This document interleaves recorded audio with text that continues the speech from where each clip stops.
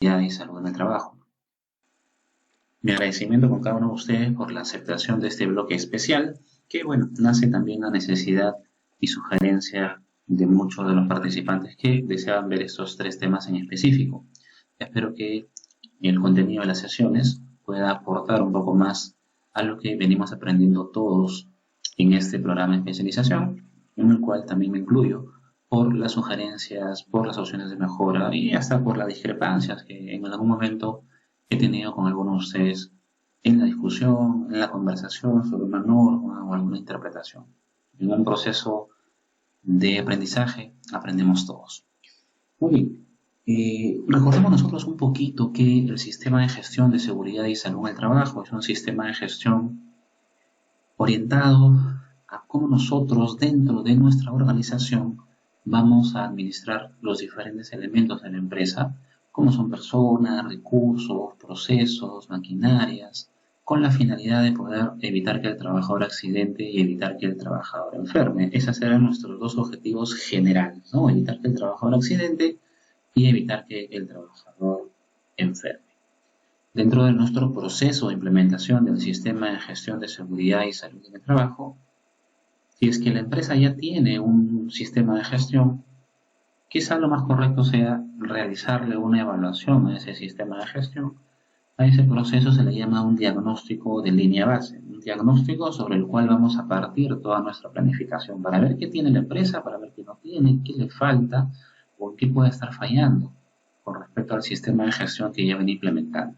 Podemos utilizar la lista de verificación que aparece en la resolución ministerial 050-2013-TR y si la organización nunca ha implementado un sistema de gestión de seguridad y salud en el trabajo, quizás no sea necesaria hacer esta lista de verificación, quizás sí sea necesaria poder hacer un diagnóstico de contexto de la empresa y eso lo vamos a trabajar un poquito más cuando llevemos el programa de ISO 45001.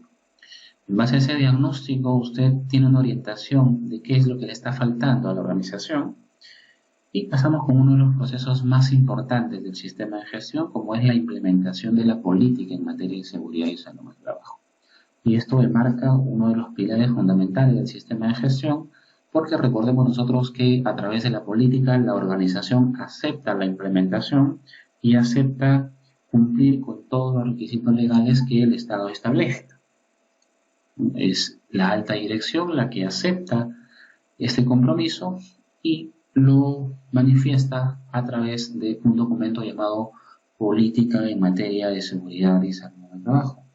Una vez que nosotros tengamos implementada nuestra política en materia de seguridad y salud en el trabajo, pasamos con uno de los procesos más importantes, de decir, ya, está bien, la organización va a aceptar la implementación del sistema de gestión, pero yo no puedo ser juez y parte de mis mismos procesos, yo no puedo generar el peligro y a la vez yo mismo evaluar ese riesgo y a la vez yo mismo controlarlo. Entonces necesito a alguien que me fiscalice y como el Estado no tiene capacidad de fiscalizar absolutamente a todas las organizaciones, el Estado dentro de la regulación de la materia de la Ley de Seguridad y Salud en el Trabajo nos coloca a un ente fiscalizador, a un ente que nos va a acompañar en todo el proceso del sistema de gestión y que usted tiene que incluir en sus procesos. Este órgano de control es el famoso Comité de Seguridad y Salud en el Trabajo. Y es uno de los pilares fundamentales del sistema de gestión. Usted no puede implementar un sistema de gestión si es que usted no tiene este pilar, ¿no? Porque sería un incumplimiento muy, muy grave en el sistema de gestión y obviamente usted estaría tomando un papel de juez y parte adelante. Una vez que usted tenga implementado su Comité de Seguridad y Salud en el Trabajo, la organización ya se ha comprometido, vamos a poner las reglas en juego, por llamarlo así, ¿no? Y las reglas de juego, ¿cuáles son? Saber cuáles son mis responsabilidades, cuáles son mis funciones, cuáles son los estándares que se van a manejar a nivel de la organización para temas de seguridad y salud en el trabajo. Vamos a implementar entonces nuestro reglamento interno en seguridad y salud en el trabajo. Este reglamento interno de seguridad y salud es aprobado por el Comité de Seguridad y Salud y es lógico porque si el reglamento tiene los estándares y los estándares en su gran mayoría son normas legales, lo que justamente va a buscar el comité es que esos estándares estén alineados a las normas y que obviamente pues el empleador esté cumpliendo con las normas que el Estado puede haber establecido en materia de seguridad y salud en el trabajo. Una vez que usted implementa el reglamento interno, ya tiene tres bases fundamentales, ¿no? Su política, su comité de seguridad y salud en el trabajo y su reglamento interno en materia de seguridad y salud. Y ahora sí nos vamos a inmiscuir en poder saber realmente si es que las actividades que se realicen en la empresa pueden generar daño a la persona. Vamos entonces a poder identificar todo lo que le puede hacer daño al trabajador. A ese proceso de poder identificar todo lo que le hace daño a la persona, lo hemos llamado identificación de peligros. Y es lógico, si el sistema de gestión busca evitar que el trabajador accidente y enferme, lo primero que tengo que hacer es buscar qué es lo que puede hacer que la persona accidente y buscar qué es lo que puede hacer que la persona enferme. Pero como pueden haber muchos factores que pueden hacer que la persona accidente o enferme, me tengo que preocupar por aquellos que le van a generar mayor impacto. Y estos que le pueden generar mayor impacto son los primeros que yo voy a tener que controlar de alguna forma, precisamente para que no le genere el daño a la persona. A ese proceso nosotros lo hemos llamado evaluación del riesgo. Voy a evaluar cuáles son los riesgos de mayor impacto en la persona. Voy a priorizar. Y en base a esa priorización voy a establecer controles. Los controles también están orientados en el orden de prioridad de la evaluación de riesgos. Estos controles quedan descritos en este proceso que más lo conocemos como el proceso del I+C. Pero de nada sirve que yo haya planeado el control si es que no lo ejecuto. Entonces, en toda esa etapa estamos en la etapa de planificación en el ciclo PHVA. Y ahora pasamos a la etapa del hacer, el H. Y en el hacer, ¿qué establecemos? Justamente la ejecución de esos controles que yo he pensado, que yo he planificado y que obviamente ya he coordinado. Pero tenemos que ver si realmente ese control está teniendo los resultados que esperamos. Tenemos que estar vigilantes si realmente esa guardia de seguridad realmente está protegiendo la mano de la persona. Entonces tenemos que hacer un seguimiento continuo de los controles. Dentro de ese proceso del PHVA, el verificar toma un papel fundamental. ¿Por qué? Porque el verificar nos va a establecer a nosotros si es que realmente estamos logrando lo que hemos planificado. Entonces, en el verificar vamos a hacer ¿qué cosa? Vamos a hacer un seguimiento del sistema de gestión. Y lo tiene que hacer usted, porque si usted no hace un seguimiento del sistema de gestión, imagínese que usted está en noviembre y planificó 20 capacitaciones para todo su plan de producción y solamente ha hecho 2 y ya se le fue el año. Uy, reaccionó muy tarde. Eso pasa porque usted no ha establecido periodos de seguimiento. Hay que establecer periodos de seguimiento para el sistema de gestión.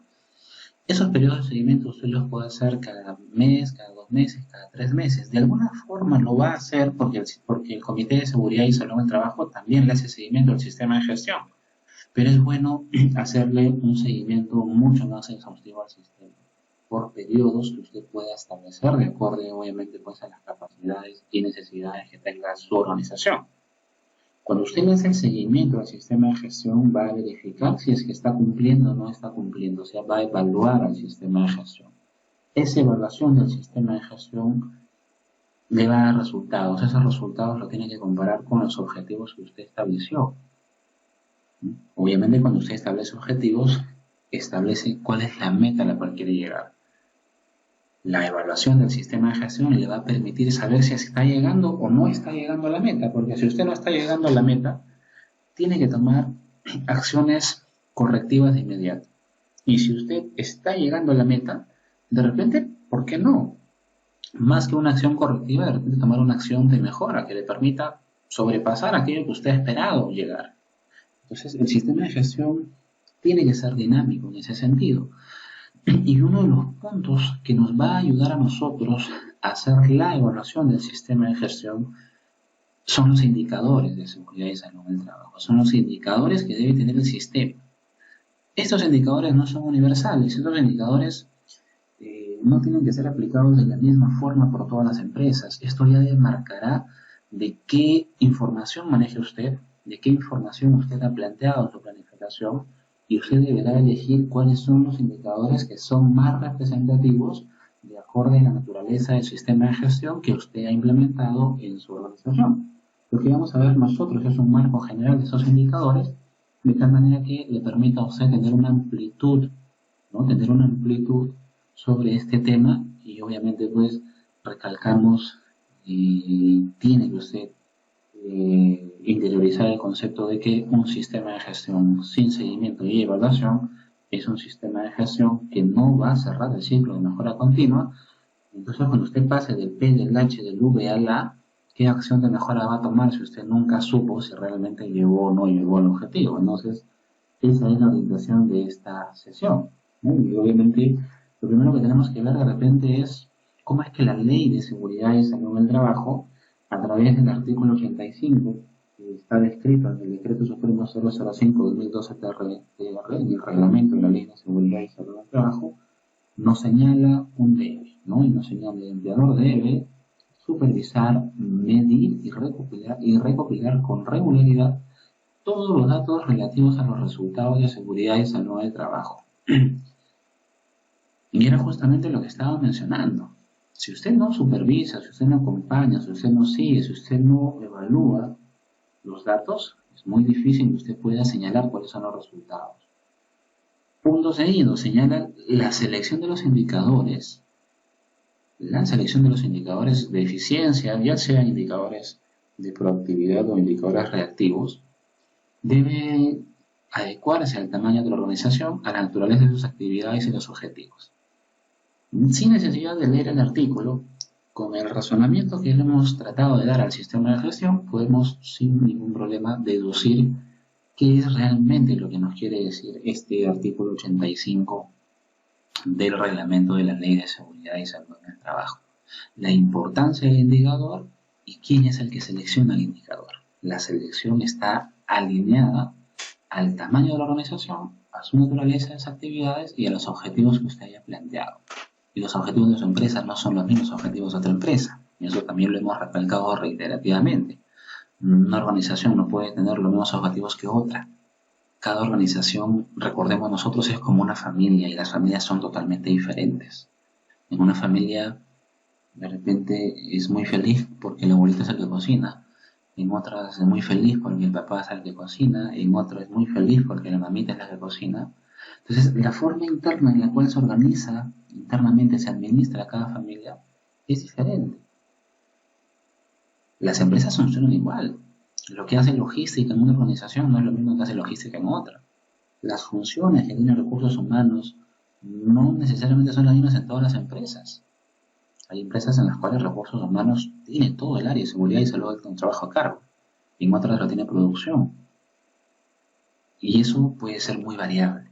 Entonces, los indicadores tampoco pueden ser los mismos. Pueden ser generales, podemos obviamente hablar de indicadores generales que nos orienten, sí, pero de ninguna forma estos indicadores van a ser los mismos para todas las organizaciones. Usted tendrá que seleccionar en base a un análisis del tamaño de su organización, en base al análisis de sus objetivos, cuáles son los indicadores que mejor seguimiento y evaluación le van a dar a usted una idea global de que si está llegando o no está llegando a cumplir las metas que usted puede haber establecido en su sistema de gestión. Vamos a definir en primera instancia entonces qué es un qué es un indicador de gestión, qué es lo que entendemos nosotros por un indicador de gestión.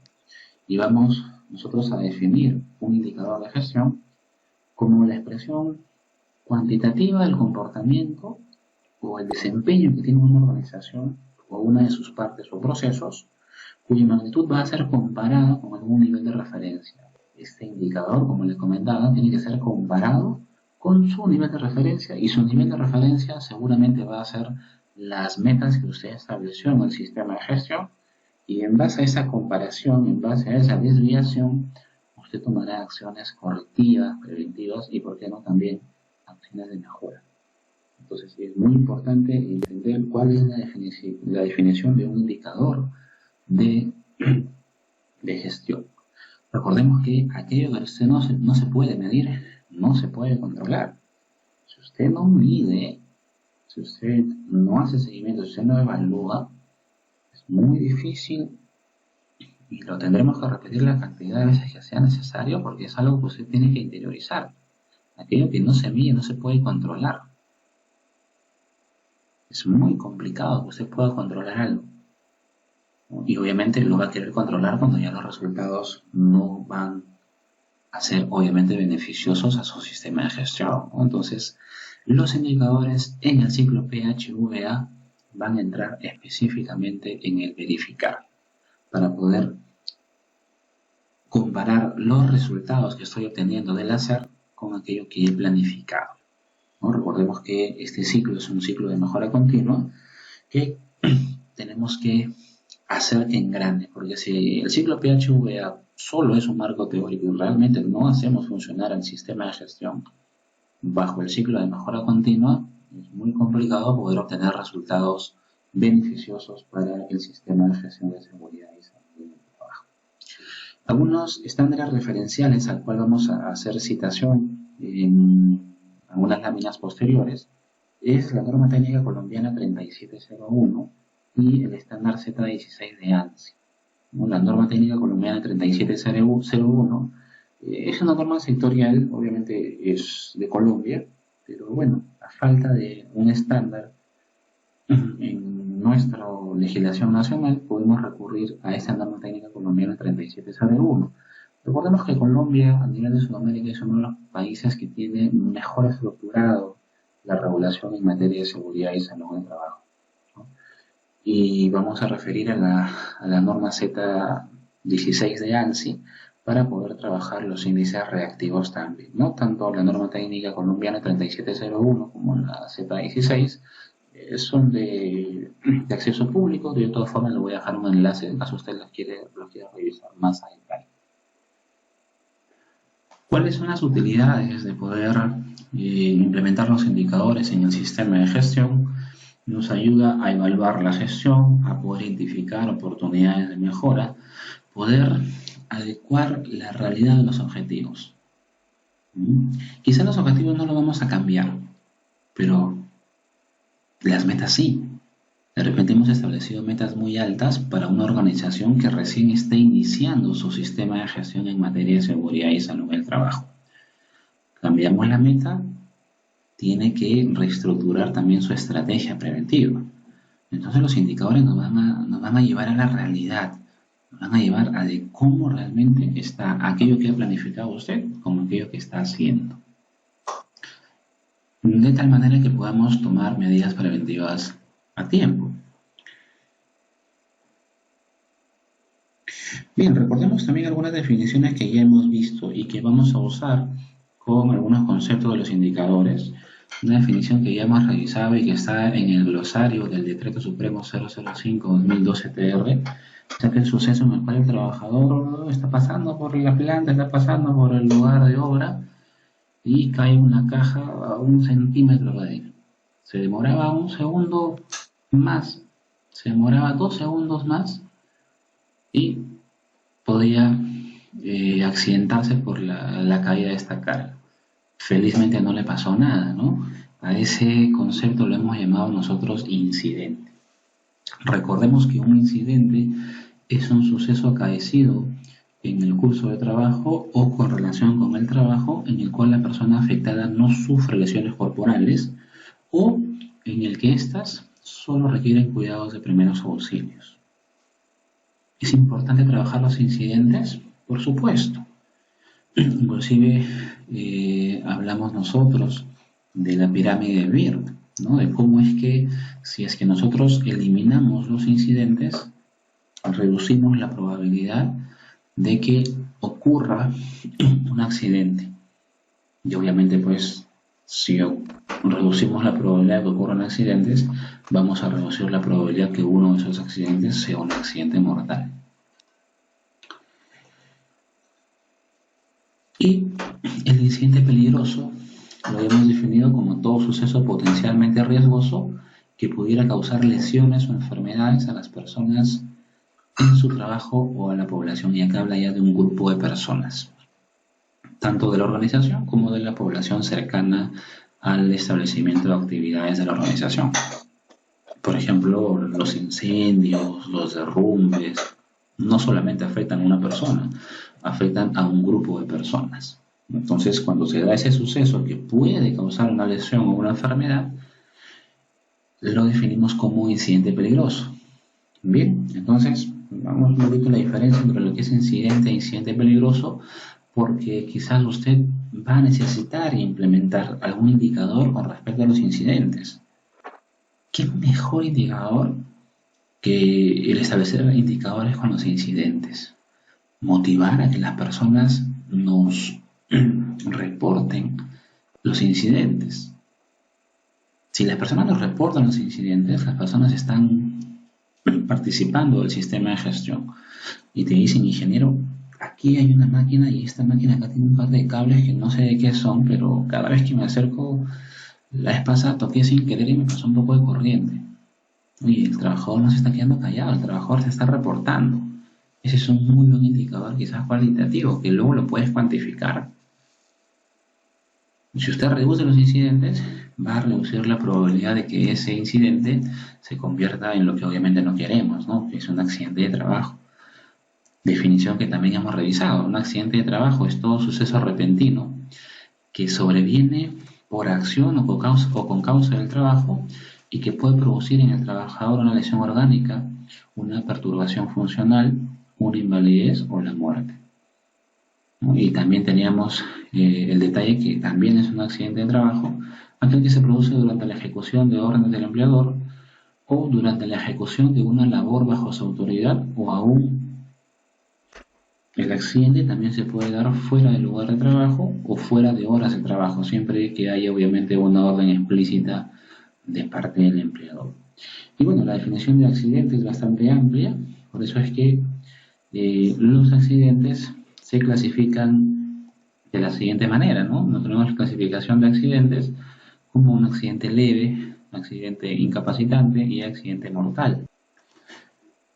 Recordemos que un accidente leve es aquel suceso en el cual sí se puede generar una lesión, en el cual sí se genera una lesión en el trabajador, pero el resultado de la evaluación médica señala que el trabajador va a tener un descanso breve con retorno máximo al día siguiente de trabajo. Recordemos que los accidentes leves no van a ser considerados dentro de nuestras estadísticas y como vamos a manejar indicadores, hay que tener bastante en consideración esto. Los accidentes leves no los vamos a cuantificar para efectos, por ejemplo, el cálculo del índice de frecuencia. Salvo que usted quiera manejar otros indicadores, ¿no? Al final, para efectos de indicadores, podemos considerar un accidente leve como si fuera un incidente. Pero como el accidente leve no nos va a generar días perdidos, no lo vamos a considerar dentro del marco de las estadísticas. Vuelvo a repetir, salvo que usted desee manejar un indicador aparte. Lo hemos dicho al inicio de la sesión, los indicadores usted los va a adaptar de acuerdo a sus necesidades. Un accidente incapacitante es aquel suceso de que sí va a dar lugar a la ausencia del trabajador al centro laboral. O sea, el daño es mayor. Para fines estadísticos, hay que tener en cuenta que cuando la persona se accidenta, el día del accidente no se toma en cuenta para efectos de la contabilización de los días perdidos. Estos accidentes incapacitantes los clasificamos en accidente incapacitante total temporal, accidente incapacitante parcial permanente y accidente incapacitante total permanente. El accidente incapacitante total temporal es cuando la lesión que genera el accidente imposibilita a la persona utilizar su organismo. Por lo tanto, la persona tiene que tener un plazo de descanso mínimo hasta su plena recuperación, ¿no? Un golpe, una fractura, etc. Ya son mucho más delicados los accidentes incapacitantes parcial permanente, en el cual ya hay una pérdida anatómica o funcional, ¿no? De una parte de un miembro u órgano o funciones que cumpla este órgano dentro del cuerpo, ¿no? De repente la persona pierde parcialmente la visión del ojo izquierdo. A diferencia del accidente incapacitante total permanente, en el cual sí se genera la pérdida anatómica y funcional completa. Ahí de repente pues la persona ya perdió completamente la visión. Entonces, los accidentes incapacitantes total permanentes, obviamente, pues ya es la pérdida global, anatómica o funcional del órgano o miembro que está involucrado dentro de la lesión. Y bueno, también tenemos a los accidentes mortales, que son accidentes que nadie quisiera tener, pero que pueden ocurrir en el centro laboral y para lo cual nosotros tenemos que estar preparados, ¿no? Si bien es cierto, nuestro sistema de gestión tiene una orientación preventiva, podemos tener accidentes por diferentes circunstancias que trataremos de evitar, pero pudiesen pasar algún tipo de accidentes. Recordemos que tenemos que tener entonces un plan de respuesta en caso el trabajador sufra un accidente, poder minimizar los daños que este accidente pueda generar en la persona.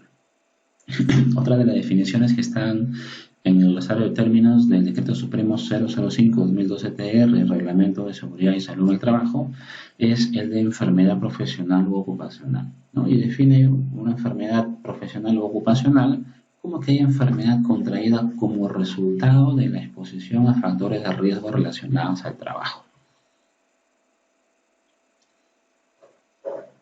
Todo aquello, ¿no?, que genere un factor de riesgo y que se traduzca en una enfermedad puede ser considerada una enfermedad profesional, pero siempre que esa enfermedad profesional se encuentre en una norma. Recordemos que hay una norma que tiene el listado de enfermedades profesionales. Esa norma que tiene el listado de enfermedades profesionales es la Resolución Ministerial 480-2010 del MINSA. Hace un par de meses, por ejemplo, se ha colocado en esta lista a el COVID-19 como una enfermedad profesional, pero solamente para los profesionales que atienden en primera línea, o sea, los profesionales de la salud. Si el profesional de la salud adquiere el COVID como consecuencia de sus funciones y está ya señalada y descrita en la actualización de la Resolución Ministerial 480-2010 MINSA, es considerada para ellos una enfermedad profesional. Si usted considera que usted ha adquirido una nueva enfermedad que no se encuentre dentro de este listado, usted puede solicitar su inclusión. Bueno, hay un trámite bastante denso que hay que hacer, pero es un derecho que nosotros tenemos en el sentido de que podemos reportar que hemos adquirido una enfermedad que no necesariamente está descrita dentro del listado de enfermedades profesionales, pero que, bueno, bajo un proceso causa-efecto, bajo un proceso de investigación, se pudiese incluirse en este listado de enfermedades profesionales. Vamos a utilizar también la definición de horas hombre trabajadas, ¿no? Y vamos a definir las horas hombre trabajadas como aquel número total de horas trabajadas por todos los empleados de la organización en las diferentes secciones o en las diferentes áreas que la organización pueda tener, ¿no? Para efectos de nuestras estadísticas, para efectos del cálculo de indicadores, solo trabajamos con la cantidad de horas trabajadas por nuestros trabajadores propios de la empresa. Si usted desea manejar indicadores en paralelo para sus contratistas, también lo puede hacer. Usted puede establecer, ¿no?, cuántas horas han trabajado los contratistas en el mes y cuántos accidentes han tenido. Y eso compararlo con lo del siguiente mes y eso compararlo con lo del subsiguiente mes. Eso también lo puede hacer. Vuelvo a repetir, los indicadores son generales. Usted puede establecer los indicadores que más se ajusten a las necesidades de su organización. Y hay diversos tipos de indicadores. Vamos a empezar con los famosos indicadores de cumplimiento. ¿Qué son los indicadores de cumplimiento? Los indicadores de cumplimiento están orientados netamente a poder verificar la ejecución de las actividades en un periodo. Por ahí que su mismo nombre lo dice, ¿no? Vamos a verificar a través de un indicador si realmente se está cumpliendo con lo que hemos programado o no. Este indicador de cumplimiento tiene una ecuación general, ¿no?, que es el número de actividades que hemos hecho versus el número de actividades que hemos programado. Pero para poder llevarlo a un porcentaje, lo podemos multiplicar por el 100%, ¿no? Veamos un ejemplo, ¿no? En la empresa Metal Mix S.A. Se han programado 10 capacitaciones en materia de seguridad y salud en el trabajo. En la revisión al mes de septiembre, o sea, ya en la última parte del año, se verifica que se ha cumplido con 7 de ellas. Si es que el ciclo terminase ahí, si el ciclo del sistema de gestión terminase ahí, podemos establecer hasta ese mes un indicador. Y ese indicador puede ser un indicador de cumplimiento. Lo que tendría que hacer es simplemente dividir la cantidad de actividades ejecutadas entre la cantidad de actividades programadas. De hecho, 7 de 10. 7 de 10 por 100% nos va a dar un 70% de cumplimiento. Genero muy sencillo. Es que los indicadores tienen precisamente que ser sencillos, no nos vamos a complicar con indicadores complicados. Es algo que de repente sea un ejercicio de análisis, pero obviamente pues un ejercicio de análisis pasa a ser un ejercicio netamente académico. Los indicadores dentro de su sistema de gestión tienen que ser muy fáciles de determinar. Un indicador de cumplimiento, por ejemplo, es, oye, he establecido 80 inspecciones y solamente he hecho 40. O sea, he cumplido el 50%. ¿Qué está pasando? ¿Por qué no estoy llegando al 100%?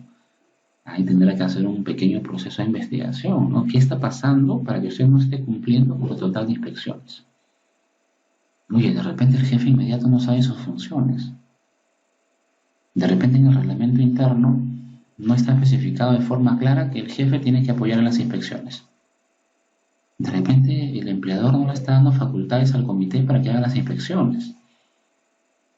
De repente no tienen los recursos para hacer las inspecciones. Entonces, el indicador de cumplimiento nos va a marcar el paso en base a las actividades que hemos ejecutado versus los que hemos programado.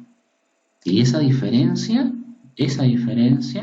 tenemos que analizarla, tenemos que verificar realmente. De repente usted ha establecido un indicador de inspecciones con el jefe de planta, pero no ha considerado usted que el jefe de planta siempre para ocupado y usted quiere que le haga una inspección cada mes. De repente eso no es real, eso no se va a poder hacer. Tendrá usted que cambiar la meta. La meta es que el jefe de planta haga una inspección cada mes, de repente cambiarla, que al menos la haga una vez cada 2 meses.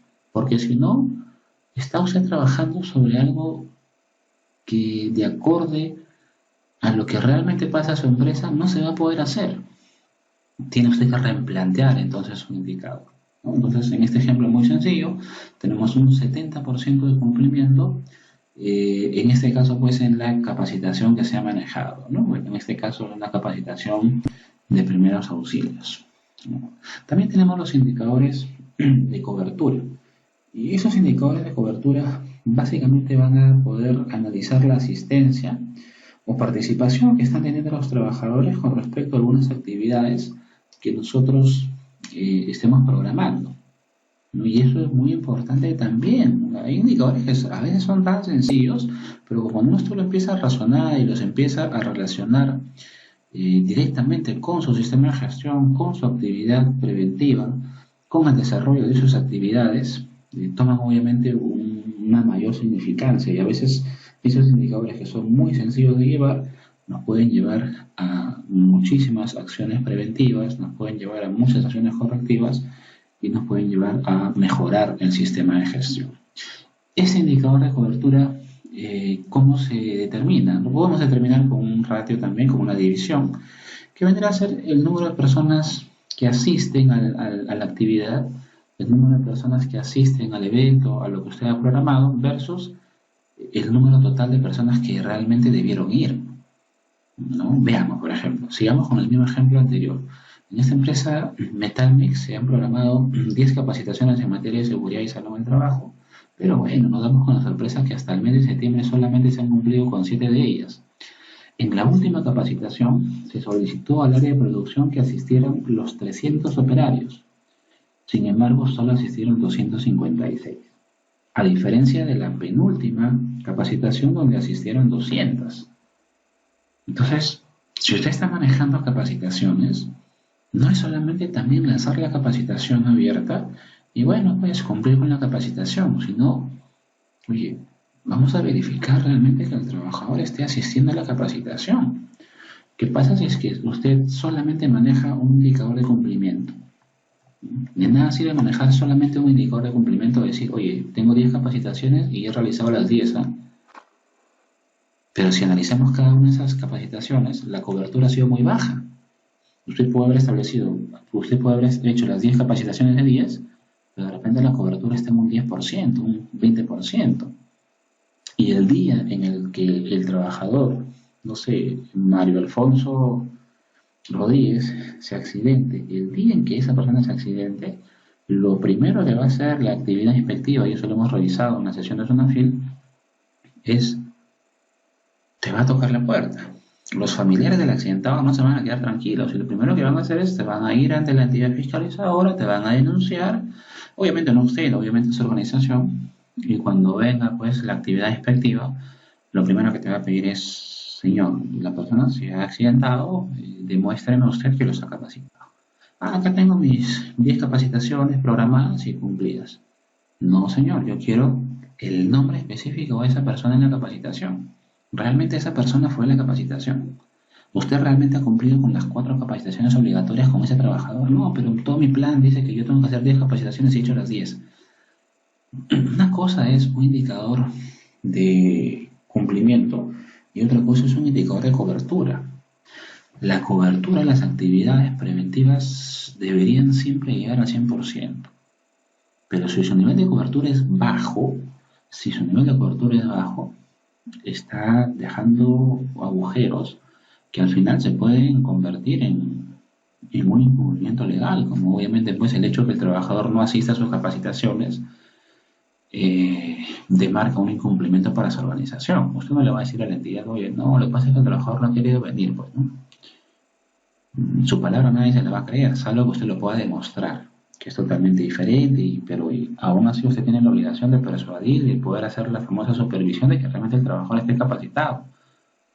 Entonces puede tener usted ahí unos serios problemas legales que tiene que considerar para efectos de poder mejorar su sistema de gestión. Entonces el indicador de cobertura es cuántas personas realmente están participando de aquella actividad que usted ha programado, ¿no? Lo ideal es que nuestro indicador de cobertura, al igual que nuestro indicador de cumplimiento, esté al 100%, pero eso depende del tamaño de su organización y depende de cuál sea pues su realidad, ¿no? Entonces, 256 personas han asistido de las 300 citadas, un nivel de cobertura en 85.3. Pero si lo comparamos con el nivel de cobertura que hubiese tenido la penúltima capacitación, tendremos que comparar 85.3 versus 200 sobre 300, ¿no? 200 sobre 300, obviamente nos va a dar un 66%. Entre comillas, se mejoró el nivel de cobertura. Y obviamente de todos los niveles de cobertura del mes podemos sacar un promedio para poder tener una idea de cuál ha sido el alcance con respecto a la participación de las personas en el sistema de gestión en la actividad preventiva que usted haya establecido. Entonces, ve cómo indicadores tan sencillos de poder calcular cuando vamos interpretando, ¿no? Cuando vamos interpretando, toman una mayor relevancia, ¿no? Entonces vamos viendo la importancia de cada uno de esos indicadores, ¿no? El indicador de cumplimiento, el indicador de cobertura. Ahora, imagínense que en esta empresa de Metal Mix, de las 10 capacitaciones programadas, se hicieron las 10. Nivel de cumplimiento al 100%. Oye, y en las 10 fueron el 95% de asistentes. O sea, el nivel de cobertura fue del 95%. Excelente indicador, ¿no? O sea, ha ido el 95% de personas para una planta de producción, magnífico. Pero, ¿cómo evalúas si es que realmente la persona que tú colocaste como expositor, como entrenador, estaba al nivel de tu planta? ¿Estás midiendo también ese nivel de satisfacción de la persona o la calidad de la capacitación? ¿Qué tan importante puede ser la calidad de una capacitación si es que pasamos de una capacitación que es un proceso de formación o un intercambio de información a un proceso de entrenamiento? La brigada de seguridad, por ejemplo, ellos no solamente son capacitados, sino son entrenados en el uso de extintores, en el uso de mangueras, en poder socorrer a una persona con primeros auxilios. Pero ¿qué pasa si el entrenamiento de ellos ha sido pésimo? Su nivel de cumplimiento de la brigada en temas de entrenamiento, 100%. Nivel de cobertura, la planta, el jefe de producción te dio carta libre para que ellos puedan entrenarse, pero no fue muy bueno el entrenamiento. Entonces, en cada uno de los procesos en los cuales pueda meritar un indicador como esto, sería muy interesante que también podamos establecer indicadores de calidad que toman una mayor relevancia en temas de entrenamiento. Hay que medir también el nivel de satisfacción del EPP que usted está entregando. No se trata solamente de decir, oye, ¿sabes qué? A partir de mañana todos me utilizan zapatos de seguridad. No. Antes de hacer la compra de un EPP, usted hace un pequeño estudio para ver la adaptabilidad del EPP en su planta. Si usted va a implementar zapatos de seguridad, haga el mismo proceso que usted hace cuando se compra un zapato. Cuando usted se compra un zapato, lo primero que hace, seguramente una de las primeras cosas que hace antes de ir a caja es poder probarse el zapato de seguridad. Pero si usted ve que el empeine le está apretando y hay un tema ahí que no le está gustando mucho, que sabe que le va a doler, no lo compra. Pero ¿qué pasa con los EPPs? Oye, no, compren. Y queremos comprarlo todo a nuestras medidas, a nuestros gustos inclusive, y obviamente pues enmarcados dentro del presupuesto que podemos tener, y queremos que el trabajador lo utilice, sin que nos importe su opinión. Así no se implementa un EPP. Un EPP pasa primero por un pequeño estudio, que es un proceso de adaptabilidad del EPP. Si usted va a comprar un equipo de protección auditiva, imagínate que compra un lote de 5.000 EPPs. Eso puede estar valorizado tranquilamente en 58.000, 70.000 soles. Y nadie lo quiere utilizar.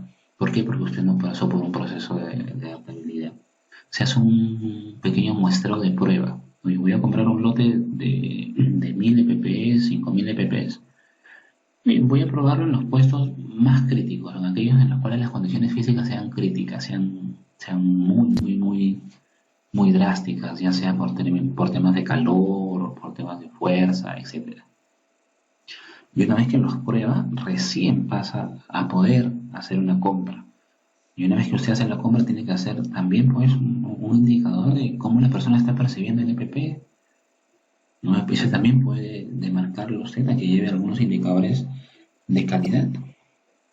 Entonces, hay que tener en consideración que no solamente es el nivel de cumplimiento, no solamente es el nivel de cobertura, sino también hay que poder medir el nivel de calidad del proceso, ¿no? El nivel de calidad del proceso.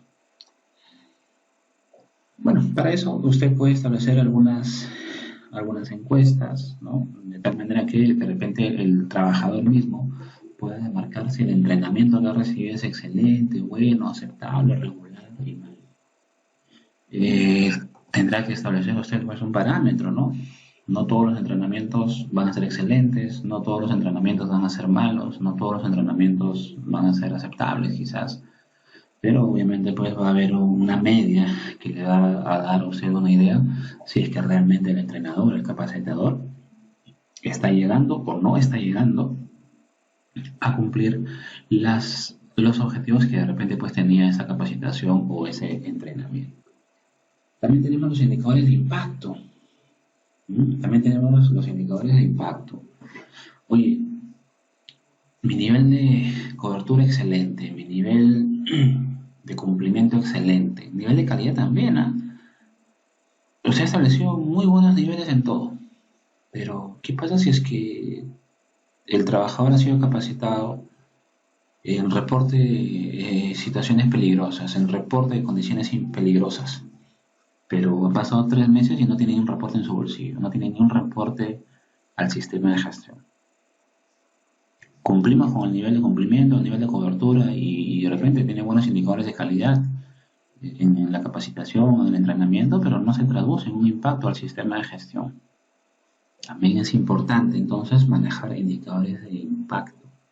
Los indicadores de impacto buscan determinar cuál es el cambio de un comportamiento quizás de la persona. Imagínese que usted haya establecido y haya hecho una inversión de 40.000 soles para poder establecer un programa de seguridad basada en el comportamiento. Pero, oye, ya ha pasado medio año y seguimos invirtiendo y todos han ido a las capacitaciones, todos han sido entrenados, los capacitadores que usted ha contratado, excelentes, pero no hay impacto. Entonces ve cómo esos indicadores están amarrados, están alineados. Los indicadores también pueden relacionarse entre sí. Un buen indicador no necesariamente te va a implicar que el otro indicador sea bueno. Entonces el indicador de impacto también nos va a ayudar a determinar qué cosa, cuál es el porcentaje de cambio que usted espera con respecto a un evento observado, que obviamente usted analizó y que usted pretende cambiar, ¿no? Es muy importante también medir cuáles son los resultados de las acciones que usted está estableciendo. Por ejemplo, ¿no? Se han reducido un 40% los actos inseguros de los trabajadores. Oye, excelente, ¿no? El programa de seguridad basada en el comportamiento ha dado los resultados esperados. Es más, también se han incrementado en 35% los reportes de eventos de condiciones inseguras. Entonces, nuestro programa de seguridad basada en el comportamiento, excelentes niveles de cumplimiento, de cobertura, de calidad y lo más importante, también excelentes niveles en el impacto, en el cambio de hábito de comportamiento de las personas. Es un indicador que obviamente también debemos tomar en cuenta, ¿no? Y bueno, también tenemos los indicadores tanto de impacto positivo y todos los indicadores proactivos como los indicadores de resultados, ¿no? Y estos indicadores de resultados demarcan también un poquito lo bueno y lo malo, ¿no? Y dentro de estos indicadores se manejan indicadores bastante clásicos que de repente usted los ha escuchado o de repente ya esperaba llegar a esta parte, como son los indicadores de frecuencia y los indicadores de severidad. Estos indicadores son los famosos indicadores reactivos del sistema de gestión de seguridad y salud en el trabajo. Y se llaman reactivos porque son indicadores que recogen información cuando el suceso ya pasó. De nada decir usted manejar buena estadística de indicadores de frecuencia, de indicadores de gravedad, porque ya cuando usted tiene esos indicadores significa que el trabajador ya se accidentó, ya se enfermó o está de descanso médico. Lo mejor que debe hacer usted son manejar los indicadores anteriores, indicadores proactivos en materia de seguridad y salud en el trabajo. Pero bueno, puede darse el caso que usted también tenga sucesos no esperados, haya deficiencias en el sistema de gestión y también en menor relevancia, pero también es importante poder manejar este tipo de indicadores. El primer indicador es bastante conocido en materia de seguridad y salud en el trabajo, es el famoso índice de frecuencia. El índice de frecuencia como tal nos va a dar un indicador del número de accidentes que está ocurriendo en su organización en un tiempo determinado. Viene expresado de la siguiente forma. El índice de frecuencia se calcula el número de accidentes que usted ha tenido entre el número de horas hombres trabajadas en un periodo. ¿No? La idea obviamente pues que usted pueda comparar índices de frecuencia en el mismo periodo para que puedan ser comparables. Y a este ratio, a esta división, la vamos a multiplicar por un factor K. Ese factor K es uno de los puntos que a veces mucho más se discute. Hay bibliografías en las cuales se toma K igual 200, K igual 200.000. El K igual 200.000 es un estándar que maneja OSHA para poder calcular el índice de frecuencia. Ese 200.000 se obtiene de poder determinar la cantidad de horas hombre trabajadas por 100 empleados durante un año. O sea, si usted calcula cuántas horas trabajan 100 personas durante un año, le va a salir el factor K 200.000. Y el otro factor es el factor que maneja ANSI. ANSI maneja 1.000.000 para acá, ¿no? Y ANSI maneja 1.000.000, pero para llegar al millón no toma en consideración 100 personas que trabajan durante un año, sino toma 500 personas que trabajan durante un año. Si usted hace el cálculo de cuántas horas trabajan 500 personas en un año, le va a salir el millón, ¿no? Entonces ahí siempre está la discrepancia de qué valor de K tomar. Si tomar un valor de K 200.000, según lo que establece OSHA, para 100 personas de trabajo en un periodo, o tomar K igual a 1.000.000, que es lo que establece ANSI, para 500 personas en un periodo.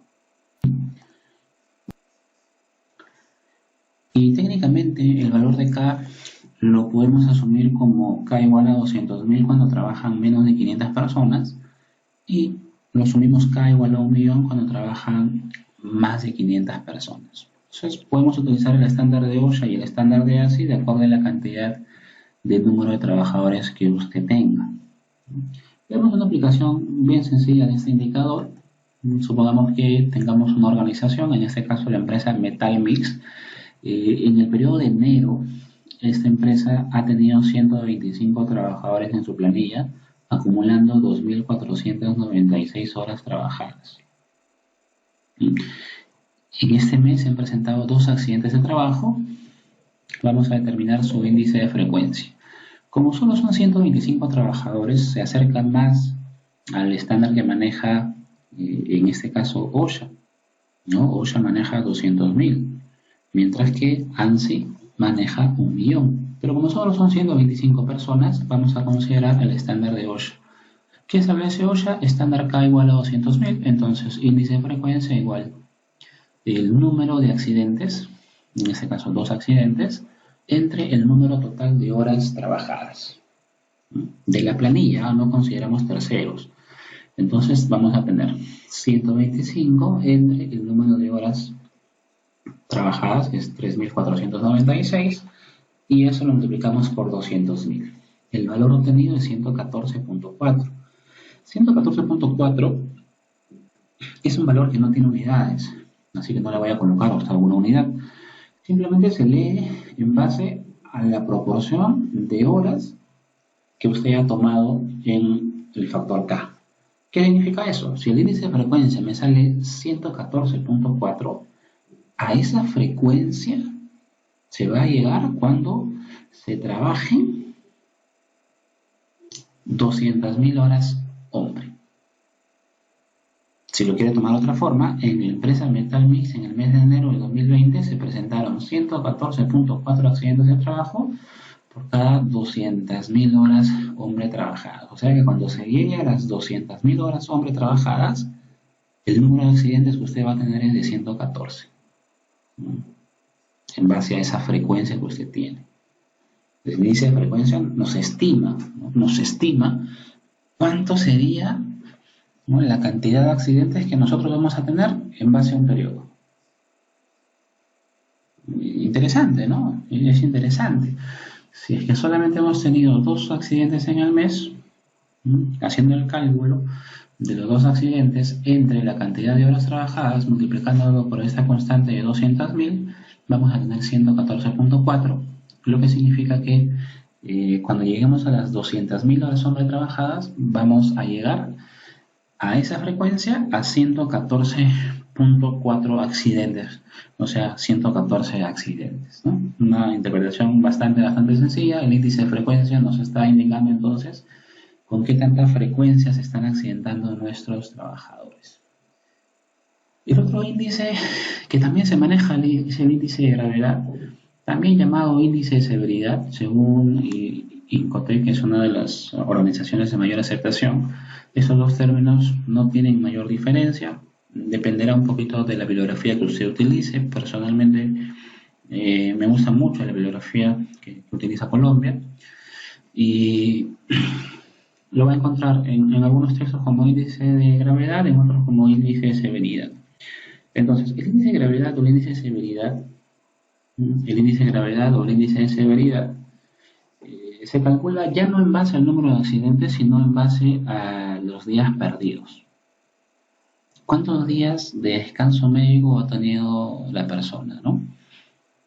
Obviamente vamos a contabilizar los días perdidos de todos los accidentes. Si en el mes han habido 5 accidentes, contabilizamos la suma de todos los días perdidos de los 5 accidentes. Pero supongamos de que solo hubo un accidente. Supongamos de que solo hubo un accidente en el mes de enero, ¿no? Seguimos con este caso de Metal Mix. Si solamente hubo un accidente en el mes de enero, la expresión nos queda así. La cantidad de días perdidos entre el número de horas hombre trabajadas en ese periodo por K. Como ya sabemos, la cantidad de horas hombre trabajadas aquí fue 3.496, ¿no? Pero supongamos que solo hubo un accidente, entonces sería 1 sobre 3.496 por K. Como Metalmix solo tiene 125 trabajadores, K igual a 200.000. Pero ¿qué pasa si es que ese accidente genera días perdidos, pero también te genera la pérdida, ya sea de un órgano funcional, como un brazo, una pierna?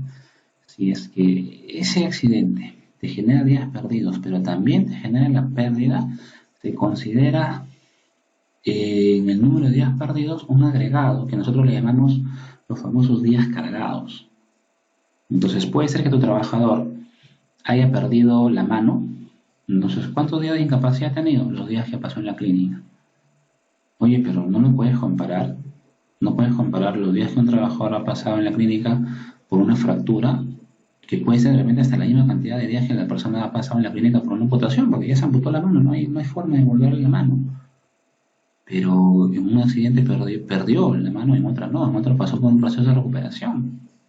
Entonces, cuando el trabajador realmente pierde una parte del órgano funcional, se establecen números de días cargados en base a la pérdida que ha tenido. Esos días cargados ya están señalados en esta tabla. Esta tabla es la que nos va a presentar ANSI, ¿no? Esta tabla es la que nos va a presentar ANSI. Y esto está relacionado netamente a la pérdida, ¿no? Supongamos que la persona pierda, del pie hasta el tobillo. Si la persona pierde del pie hasta el tobillo, consideramos 2.400 días de pérdida. Si la persona pierde desde la mano hasta la muñeca, 3.000 días de pérdida. Entonces, estos días de pérdida ya se encuentran establecidos en este estándar de ANSI. Supongamos que la persona pierda un ojo. Si la persona pierde un ojo, 1.800 días de pérdida agregados, ¿no? Si la persona, bueno, obviamente acá ya en caso fallezca la persona, se maneja con un estándar de los famosos 6.000 días de pérdida. Bueno, por ahí una tarea para ustedes, ¿por qué se considera 6.000 días para la muerte de una persona? Una tarea para ustedes para ver si es que lo pueden averiguar. Entonces, los días los vamos a cargar. Vamos a cargar esos días en base a estas tablas. Estas tablas son las señaladas por ANSI. Por eso decíamos al inicio que vamos a utilizar también la famosa norma americana ANSI para poder determinar los días que vamos a cargar adicionales a los días de incapacidad que tiene la persona, ¿no?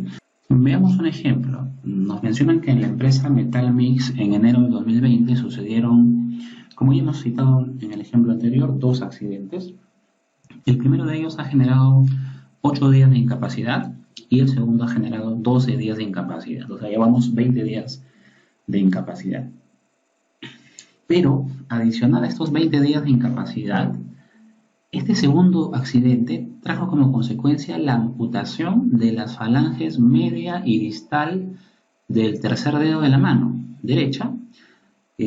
Al observar la tabla de equivalencias del anexo de ANSI Z16, debemos anotar 150 días. ¿De dónde salieron esos 150 días? ¿No? A ver, datos. Primer accidente perdimos 8 días de trabajo, 8 días incapacitantes, y en el segundo accidente 12 días incapacitantes, vamos 20 días incapacitantes. Pero el detalle con el segundo accidente, según este ejemplo, es que la persona ha perdido, a través de una amputación, las falanges media y distal del tercer dedo. Recuerda, falange media y distal del tercer dedo. Entonces nos vamos a ir a esta tabla. Entonces vamos a buscar falanges media y distal del primer dedo. Si la persona ha perdido la falange media y distal del tercer dedo, acá estamos, ¿no? Falanges media y distal del tercer dedo. Estos están contados así. La primera columna es el primer dedo, la siguiente la del segundo, la del tercer dedo, la del cuarto dedo y la del quinto dedo. En este caso la persona ha perdido el tercer dedo. Entonces estamos en el del centro, ¿no? Ha perdido la falange media y distal. Como ha perdido la falange media y distal, ¿no? Recordemos que la falange distal es del último nudo del dedo hacia adelante, y la falange media es desde el nudo del centro hacia adelante. Entonces se considera la mayor pérdida.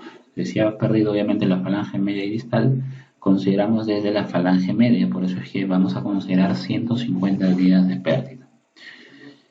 ¿Cómo está ordenado los días? Porque acá en la tabla dice, ¿no? Primer día, segundo día, perdón, primer dedo, segundo dedo, tercer dedo, cuarto dedo, quinto dedo. Los dedos están ordenados en el siguiente orden. El primer dedo descrito es el dedo pulgar. El segundo dedo descrito es el dedo índice, el dedo medio, el anular y el dedo meñique. Entonces, la tabla no lo señala, ¿no? Dedo pulgar señala exacto ahí, ese primer dedo es el dedo pulgar. El segundo dedo es el dedo índice, medio, anular y meñique. En este ejemplo, la persona que ha perdido la falange media y distal del tercer dedo, o sea, estamos en el dedo medio. Si usted ve acá en el dedo medio, cuando la persona pierde del dedo medio, solamente hubiese perdido la falange distal, hubiésemos considerado 75 días de pérdida. Pero como ha perdido la distal y la media, o ha perdido la distal y la media, no vamos a sumar 150 más 75, solamente vamos a considerar 150. Y si la persona hubiese perdido la falange distal, media y próxima, consideraríamos 300, ¿no? Entonces, por eso acá en el dedo centro, por ejemplo, falange próxima, en el dedo medio, 300. Pero si es que la pérdida va hasta el metacarpo, se nos movió. Si la pérdida del tercer dedo, si fuera hasta el metacarpo, acá está dedo medio hasta el metacarpo, precisamente en este rango estaríamos ya en 500 días de pérdida, ¿no? 500 días de pérdida en el dedo medio. ¿Dónde se consideran más días perdidos? Si usted ve los números, se consideran más días perdidos de acuerdo a la funcionalidad de los dedos en el dedo pulgar. El dedo pulgar es el que tiene más días perdidos, es el dedo más funcional. El siguiente dedo que le sigue es el dedo índice, el siguiente dedo que le sigue es el medio, el anular, y el menos funcional es el dedo meñique. Entonces, la cantidad de días perdidos está relacionado a qué parte del dedo pierde y cuál es el dedo afectado.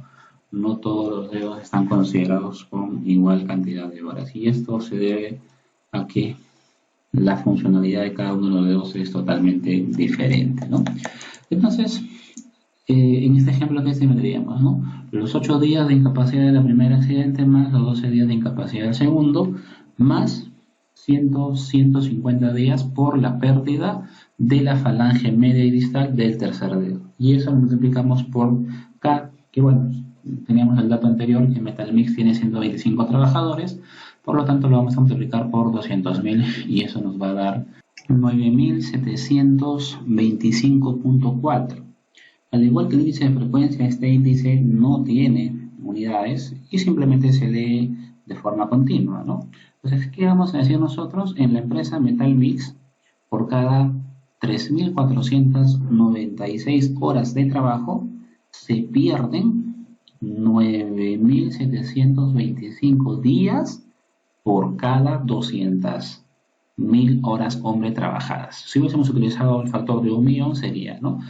En la empresa Metalmix, por cada 3.496 horas hombre trabajadas, se pierden 9.725.4 por cada 1.000.000 de horas hombre trabajadas. Obviamente ya si es que el factor fuera 1.000.000, no nos va a salir exactamente 9.725, ¿no? Yo solo estoy haciendo la lectura si es que nos hubiese salido el mismo valor. Porque si usted coloca 200.000 o coloca 1.000.000, obviamente el cálculo va a cambiar, el número va a cambiar, pero la lectura se daría de forma continua. Recordemos que al igual que el índice de frecuencia y el índice de gravedad o índice de severidad, también llamado así, no tiene unidades. Muy bien, ahora, sobre este factor K siempre hay mucha discusión, ¿no? Ya hemos comentado en qué caso podemos utilizar K igual a 200.000, K igual a 1.000.000.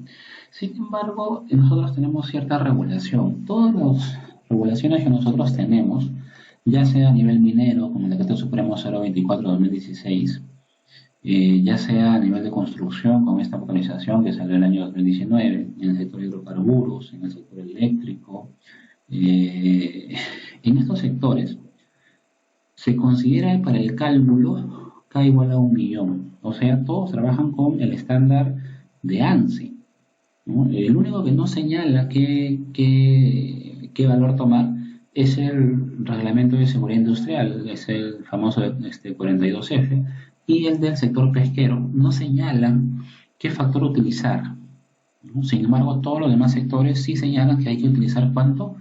Hay que utilizar 1.000.000, ¿no? Si la empresa tiene menos de 500 trabajadores, se coloca el factor de 200.000, según lo que hemos comentado nosotros. Y si la empresa tiene más de 500 trabajadores, se coloca el factor de 1.000.000. Pero ya los reglamentos nos señalan de que debemos colocar 1.000.000. O sea, el reglamento no nos dice si es que tiene más de 500 o tiene menos de 500 trabajadores. Los reglamentos simplemente nos señalan que hay que colocar 1.000.000. ¿Qué indica la Ley de Seguridad y Salud en el Trabajo? La Ley de Seguridad y Salud en el Trabajo, en una de sus resoluciones anexas, en este caso la resolución ministerial 050, en los formatos referenciales señala que hay que utilizar el factor de 1.000.000, ¿no? Entonces, las ecuaciones que nosotros, para efectos de fiscalización, vamos a utilizar, realmente deberían ser las ecuaciones que tienen el índice de frecuencia y el índice de severidad o gravedad con 1.000.000. O sea, nunca vamos a utilizar 200.000.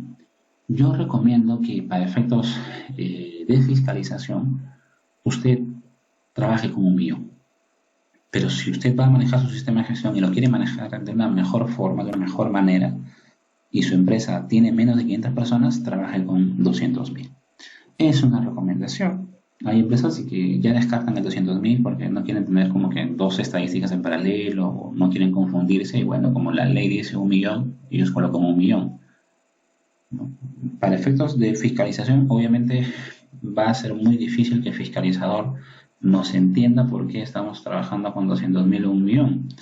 No todos los fiscalizadores jóvenes son especialistas en seguridad y salud en el trabajo, son especialistas un poquito más en el marco legal y va a tener usted fiscalizadores que son ingenieros, médicos, odontólogos, biólogos, porque para poder ser inspector de Sonafil no necesariamente te pide la especialidad, te pide que obviamente tengas una carrera profesional y que bueno, hayas llevado un diplomado en seguridad y salud en el trabajo y pasas por un examen de evaluación de normativa.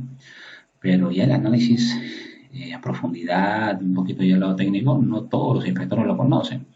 Entonces, el inspector se cierra en que la norma dice 1.000.000 y usted se cierra en que su análisis técnico dice 200.000, lo van a multar. Así que la recomendación es en realidad trabajar con 1.000.000 para efectos de fiscalización, pero para análisis internos, para análisis más técnicos, es recomendable utilizar 200.000 cuando la empresa tiene menos de 500 trabajadores. Eso por favor hay que tomarlo en consideración. Y creo que esta nota lo aclara de una mejor forma. Otro índice que se trabaja es el índice de accidentabilidad, ¿no? Y el índice de accidentabilidad se calcula como el índice de frecuencia por el índice de gravedad sobre 1.000.